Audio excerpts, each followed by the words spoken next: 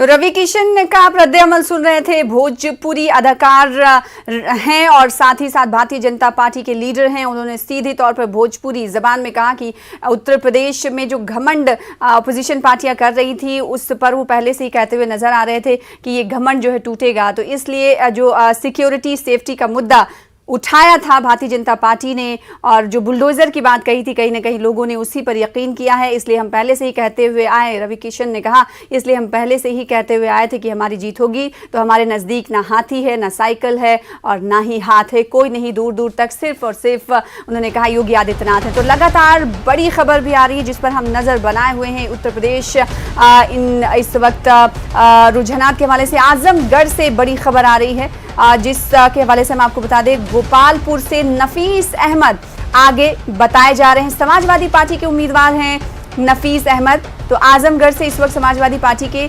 लिए रुझानात के हवाले से बड़ी खबर दे रहे हैं। गोपालपुर से नफीस अहमद आगे चल रहे हैं सबकत बनाए हुए रुझानात में। यूपी के रुझानात के हवाले से हम आपको बड़ी खबर दे रहे हैं। आजमगढ़ से इस वक्त की बड़ी खबर है, समाजवादी पार्टी के उम्मीदवार गोपालपुर से नफीस अहमद आगे चल रहे हैं।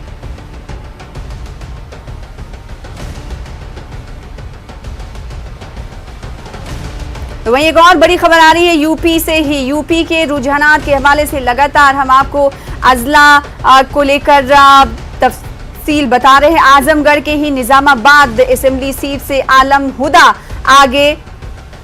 आलम बदी आगे चलते हुए दिखाई दे रहे हैं। समाजवादी पार्टी के ही ये उम्मीदवार हैं। तो इससे पहले भी हमने आपको समाजवादी पार्टी के उम्मीदवार के हवाले से खबर दी थी आजमगढ़ से ही, और आलम बदी इस वक्त आगे चल रहे। यूपी के रुझानात पर हमारी लगातार नजर बनी हुई है। एक बार फिर से आपको आजमगढ़ की दूसरी सीट निजामाबाद सीट के हवाले से हम आपको जानकारी फराहम कर रहे हैं।